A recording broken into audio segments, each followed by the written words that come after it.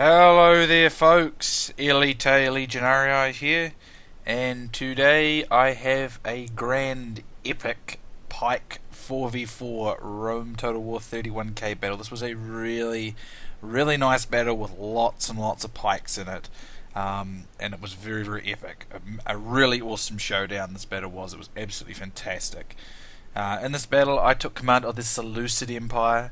I do like to use the Seleucids. Of course, they are a lot more tricky than other factions, but they are a fun faction to use nonetheless. So I have the Seleucids.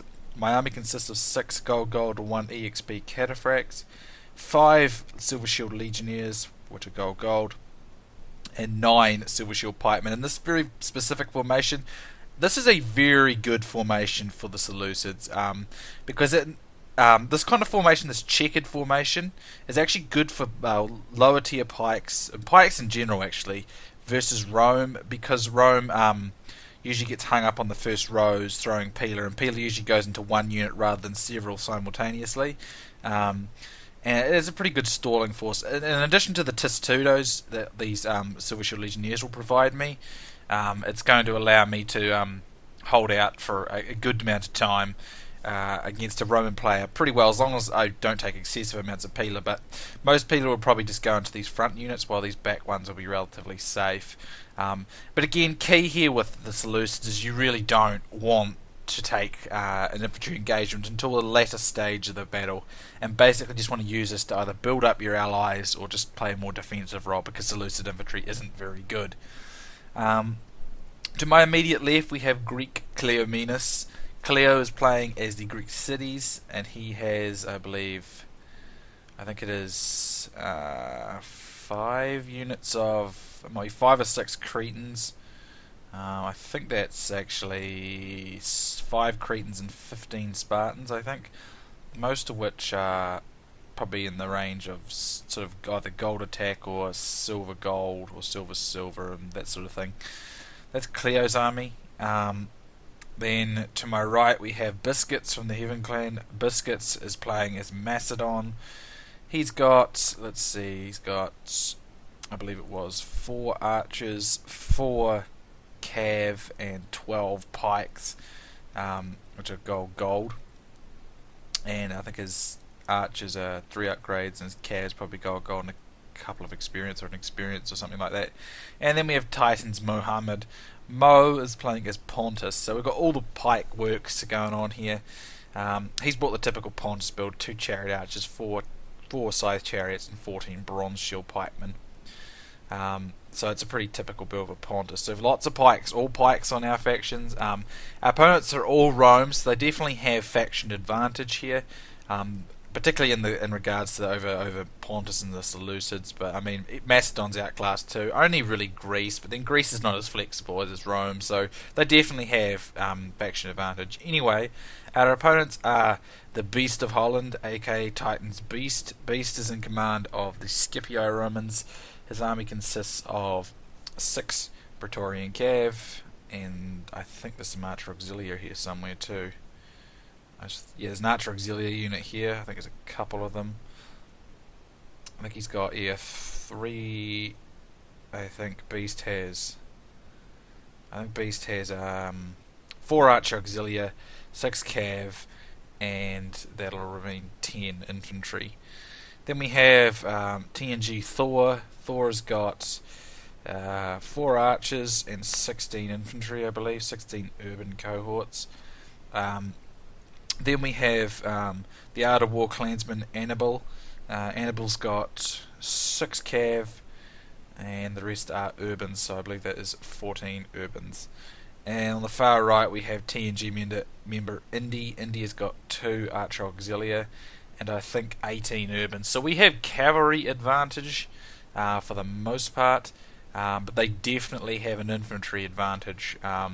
Skirmish wise, with Biscuits 3 or 4, or rather 4 Cretans, I believe, 5 from Cleo's 9, and a couple from, it might actually be 6 from Cleo, I'm not entirely sure, but it's at least 11 to 12 skirmish when you include the 2 chariot archers.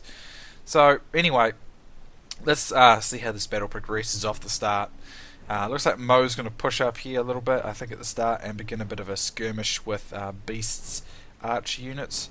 But Beast is going to do a pretty typical Beast move, and he's just going to rush and force Mo to retreat. No doubt Mo was probably anticipating that would happen, and he's going to quickly retreat. What we did, Cleo was talking about this at the time, but Cleo was going to direct the attack because plan was pretty simple. We were just sort of scanning the battlefield at this stage, and what we came up with was that Mo and Biscuits would kind of fall back and not take an engagement over here too much, while Cleo engaged up against Indy, and because Indy's got no cav, I would use my cav to try and support him and take him out, and any cav that these guys could potentially spear would also come. We'd try and take out Indy's army pretty quickly on the wing.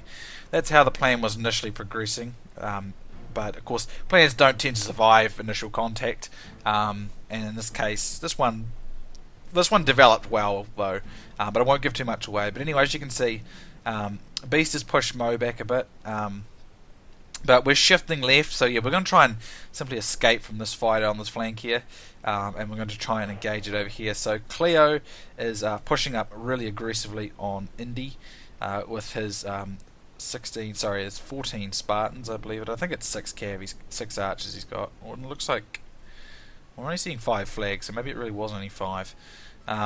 Anyway, he's going to push up, and here you can see that Annibal of the Art of War clan is going to try and outflank Cleo. However, I see to Cleo, this is actually a good opportunity for us, because what I can do is I can run up and pin him on one side. You can peel off your flank lines and your back lines, and we'll pin him from 2 sides, and then we'll charge with the cataphracts. So he makes a mistake here. He overextends himself. So that's something I want to just point out. Like, you have to. The plan was originally to try and take out Annibal here and use my CAD to support. But instead, we'll try and give, say, these archers here as a bit of bait for Annibal's cav, and then we're going to actually turn Cleo's back lines, probably half of Spartans here, turn them around and sandwich these guys here between them and my Seleucid infantry, and then charge my cataphracts. And that should give us a nice mass rout. So you've got to be kind of observing the battlefield and taking opportunities as they arise. And that was one that me and Cleo spotted fairly quickly on the set, which was good. If we look out on the right, I believe Beast is still pushing and skirmish is going on, but these guys are collapsing it in.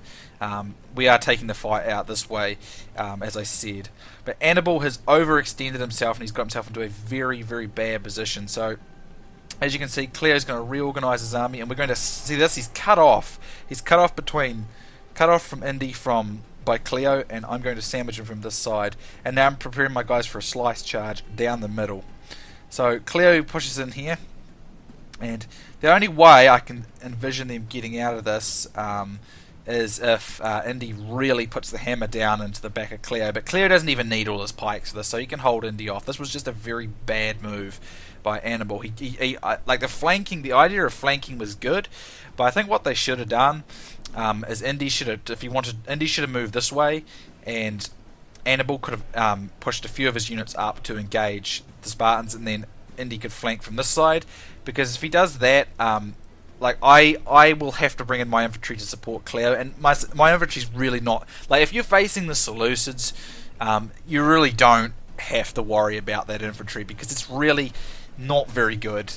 Lots of vulnerabilities. Roman infantry, P level, and urbans just absolutely smash Silver Shield pikemen. So probably even just half of these urbans, and if you use them as sort of a stalling role, would have been enough to hold me up, and then Indy could have flanked completely from the other side, and then the other half of these guys could have hit Cleo on the front, and that would have avoided this action from happening. But as it is, he flanked on the wrong side, and what happens is he's going to just get charged by my guys on the flank, and Cleo on the front. Cleo turns his guys here just to keep these guys busy. If there is a bit of lagginess, it's only because there is so much going on the field.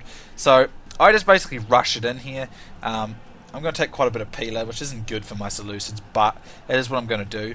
Over here, these archers are going to get attacked here, but this is, again, you making a decision about what to save and what not to save. Now, I could take my archers back here and go after these guys, but you have to take into account the cataphracts are a lot slower. They're already winded, and these guys are not. These guys are fresh, and also he might find a way to get himself out of this or extricate some of his units. So sacrificing a few archers, as long as Cleo sprawls them out a bit, it'll take a while for Annibal to get him. Sacrificing a few archers to get an entire infantry army like this is a good trade. So you have to kind of actively decide what's worth sacrificing in order to gain a greater victory. So here we see Mo comes in with chariots on this side, and I'm going to come in with cataphracts on this side, although we didn't time that very well. If we timed that better, that might have caused a more of a mass rout. If we look on the other end, let's have a look. Looks like Beast is just still pushing in, but these guys are retreating. However, if we look in the back, we can see that that Beast has possibly going to be able to catch some of these chariot archers and has managed to get some of Biscuits' Cretan archers. So let's just unpause it. So now, as you can see, I'm going to push my infantry forward. Claire's going to push his infantry forward, and these urbans are in a very bad vice. And now there is no way out because Biscuits is blocking him from this end. So he's actually encircled on 4 sides. He's trapped by the cataphracts on the left. He's pinned on the front by the Seleucid infantry, and he's pinned on the back by Macedon, by Greece, and Macedon's blocking the other side here, the right. So he's completely trapped, and his flanking action was turned against him, and now he's not going to be able to get himself out. So I'm going to charge it in here. As you can see, many of his units start to rout, and I'm going to push my infantry really far forward here and pin him on, get him onto all these urbans here, and I'm just going to charge the flank here. And as you can see, Annibal's infantry completely mass routs. So this is a very good start for our team, for the pike team. As you can see over here, if we look, Indy's getting severely hammered as well. Cleo has pinned down quite a few of them, and Mo's brought his scythe chariots in, Biscuits has brought his cav in, and as you can see, a substantial rout has taken place over here. So we've nailed 2 infantry armies fairly quickly. This was a very good start to this battle, an exceptionally good start here. So anyway, I wanted to quickly go after these guys in case they got at these archers, but I know my cataphracts really can't do much about it. But if we take advantage of the wins and situations we've developed over here, it shouldn't be a big deal losing those archers. Unfortunately, the chariots decided to go amok at this point, and this really comes back to bite, particularly me in the arse, because it's good that they're charging into the front of these well, it's not actually, because you can't kill your own allies. So these guys are nailing quite a lot of these Spartans. Annoyingly enough, though, they end up going right for me, and I really can't afford to lose any of my forces, because the Seleucids are not particularly strong, and unfortunately these chariots just keep slamming into all our forces. We're trying to avoid them, which is proving to be difficult. As you can see, Beast has managed to drive off, I believe he's managed to drive off the chariot archers. Cleo's archers have been taken out by Annibal's cav, but as I said earlier on, destroying those 2 infantry armies for the cost of these archers was a good trade. Although it is a bit dangerous because they still have lots of their archers left, if memory serves me right. Like, at least Beast and Thor have theirs left. And that's a lot of archers, and we've got a lot of pike factions, and pikes are generally very weak to archer units, rather. Especially Pontus and the Seleucids, but Macedon can be too. The Greeks are pretty much safe from them as long as they keep them on the front. But there's still quite a lot of archer units left, and we lost our own archers to counter. So although yes, we did destroy 2 infantry armies, and it probably was worth it in that regard, it could still come back to be difficult because we don't have much to defend ourselves against those archers. And unfortunately, my cataphracts, probably the best method for dealing with enemy archers, are about to take an absolute hammering from these chariots. This is 9 scythe chariots. Now you watch. I tried to avoid these guys. But you watch, this unit here, look at this, watch this. I still had at least 70% of my cataphracts left, and you look at this, one bloody chariot just killed over half my remaining cataphracts, the only striking power in a Seleucid army, and I lost probably 60% of them to this bloody chariot. Look at these dead cataphracts. Suffice to say, I was pissed, because I lost my striking power. It was bloody annoying. And to make matters worse, they don't stop. They go straight into the back of my friggin' pikes, and you can't use your own infantry to kill them. So there's nothing you can do about them except run away. So I'm trying to avoid them. But Beast is pressuring over this side, and if we look, they're just absolutely ripping into my infantry. So they killed 65% of my cav, and probably a couple of hundred infantry units as well. Suffice to say, it was bloody annoying because I lost a crap load of my units, and they just keep going. And it's something that really annoys me about scythe chariots. When they go off a mock in the wrong place, it can really be dangerous. So we were looking pretty dominant. I had good enough cav count to go and get rid of enemy cav, but now I don't because it's just got hammered by those scythe chariots. So even though we got a great route there, we ended up coming off pretty bad there, at least in terms of my cav, which leaves us with like no cavalry left, or just a few of my cataphracts and a few of Biscuits' companions. When in reality we had a lot more. Now, Biscuits formed a box here. I don't actually know why he did this. He's not getting pressured here. I can see these guys are on his flank, so that might have been his thinking, but he's turning his back to these archery units, so that's not good. What we're trying to do is we're trying to put pressure on Beast, and we're attacking Beast here on the front. But Beast is getting aggressive, and he does make some great moves. Now I'm bringing in my infantry here. I'm just going to situate them in the middle. For now, my infantry's taken the biggest beating because of those scythe chariots, and they were pinned fighting those Roman infantry, and they took a crap load of peeler from those as well, as you can see. So I'm probably most depleted in terms of infantry. So what I'm going to do is just put my infantry here in the middle and just wait for opportunities to help build my opponent's attacks. Sorry, my allies' attacks and defences. And that's how the Seleucid infantry works. You don't use it full on. Here I got charged in the flank here by Annibal. I didn't spot this. And his cav is here. But my cataphracts hold out because they're well upgraded. And I get some pikes into the flank here. And Annibal brings his cav in here, so I'm going to lose my cataphracts, but I managed to turn quite a few of my pikes around, and I'm going to be able to drive off this cavalry. So what my cataphracts couldn't achieve because they were so badly damaged by those chariots, my pikes I managed to hold off. But that's my job. I've got to protect our flank with the pikes and keep it tight.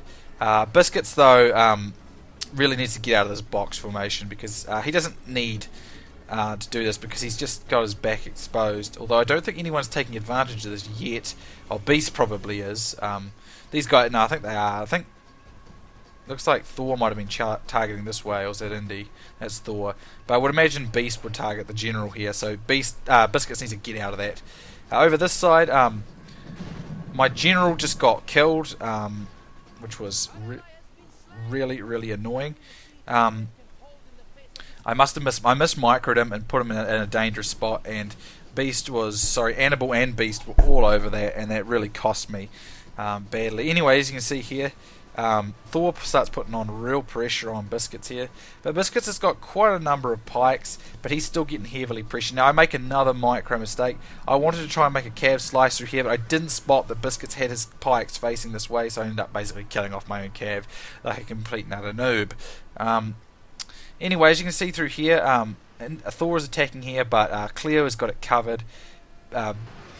Beast starts making heavy use of Testudo, which is sound because he's fighting some pretty overwhelming numbers, but this is where the archer problem comes in for us. Now, as I said earlier, if I just reiterate what I said earlier, we lost all those archers up there, and yes, it enabled us to kill off 2 infantry armies, but given our vulnerabilities in terms of like the bronze shields and the silver shields, and even the royal pikemen to a lesser extent, to these archer units that Beast and Thor still have, it is very possible that they will simply be able to shoot the crap out of us in terms of like Pontus and the Seleucids, and then put overwhelming pressure down here, because Cleo is the only one with powerful infantry that can compete with these Roman urban cohorts, and because Thor and Indy, I think it is, but still it's only Thor. Indy's got a few regroup units because they brought so many urbans. I think Indy brought 18 and Thor brought 16. They have an enormous infantry advantage here, and the Spartans cannot be everywhere at once. So it was risky and dangerous for us to take that choice up there. Even though we killed Annibal's army and a good part of Indy's, we may not have enough ways to deal with these archers, and they might shoot our infantry into the ground. And there's still cavalry here, and I make more micro blunders here, I think. I got charged here in the flank by Beast. He noticed I was making a micro blunder, and he gets another silver shield because I was not paying attention, which was a bad move there. So these are good little cav strikes here. So it's very possible that these archers will be able to thin out our weaker pike units, and with the sheer number of urbans they have, it's possible they could still win just by power of infantry, as they had quite a significant infantry advantage, and it's still playing out now. As you can see, more of Biscuits' men are getting defeated here, and he's slightly outflanked here by this unit of Annibals, and there's cav round here from Beast. So Biscuits is actually in some serious trouble, although I do believe Mo has got pikes in the back here, which he's going to use to support. I am trying to protect this particular side of the battle from getting defeated through here. I don't know what the hell that was. It must have been something making an update or something. Anyway, Annibal's cav gets driven off by some of me, Mo, and Cleo's pikes, but it possibly could regroup.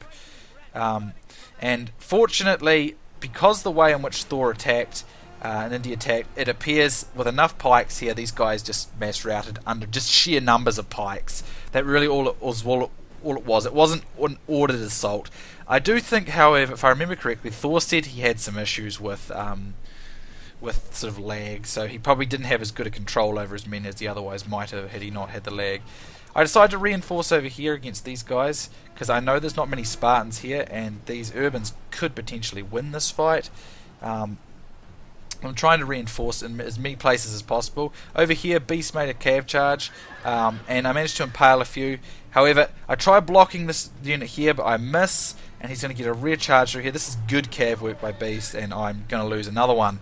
But fortunately, the guy... Oh, crap. Sorry about that, guys. I accidentally bloody got a pop-up on my screen. The Julii just mass routed on us, which is on the enemy rather. That's good. So now what we're going to do is put some pressure down here, but over here you can see Beast gets his cav in for rear charges, and this is just a testament to Seleucid and Pontus morale. It's how crap it is. Look at us, we just mass routed. So Beast just smashed through there. That was very good on his part, but fortunately we've won over here, so we can get pikes over to this side of the battle fairly quickly. That was very fortunate, though. We managed to rout these guys over here, because if that had happened any sooner, they would have won the battle, because they would have been able to mass rout here and then quickly reinforce over here. So that was very, very, very, very, very fortunate that we got that rout over there to save this situation, because a bit of a testament there to how low the morale on Seleucid and Pontus pikes can be when faced with some rear cavalry charges like that. But we managed to put the pressure on, starting to kill off some of Beast cav, and we've still got pikes fighting through here. I did make a fair share of micro errors with my pikes. I was trying to move them around, get them around the battlefield quickly, but there was a bit of lag, and it was hard to get them into formation quick enough at times. But I'll admit I was slow in places as well. It's not all lag. Cleo manages to impale a few of these guys, and we're going to just pour it on here, and Beast's infantry is going to get overwhelmed just by sheer weight of numbers. There's really nothing else that's standing in his way there. Anyway, as you can see, the numbers are just pouring on here, and Biscuits is now making an outflanking move. We can see a bit of a slice charge coming in here from Beast here. He's really putting up a hell of a fight. Like he has done a lot of damage and made it very, very hard to secure this battle.